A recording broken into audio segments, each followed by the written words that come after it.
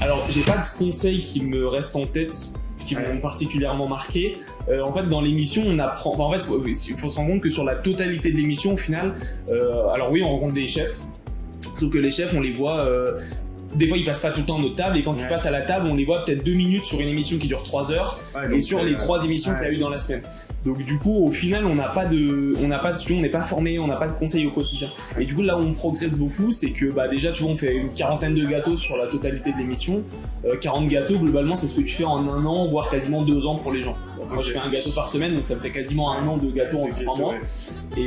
Et du coup, comme on t'impose des thèmes, et toi, tu vas réfléchir à des thématiques auxquelles tu n'aurais pas pensé, qui sont pas confortables, mais du coup, ça te pousse à essayer de trouver, à travailler des ingrédients. C'est ton esprit créatif, quoi. C'est ça. Tu vois, le thème c'est Japon, tu te dis ok, je vais travailler de la fleur de cerisier, des trucs typiquement japonais.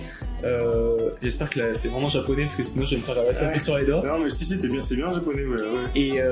Et du coup en fait c'est surtout ça qui te fait progresser, c'est ça plus la discussion avec les autres. Parce qu'on a tous notre spécialité, on a tous des techniques qu'on utilise, des t'as une culture différente vu que t'as des personnes qui viennent d'horizons divers et variés, et t'as une culture pâtissière différente. Ouais, c'est ça.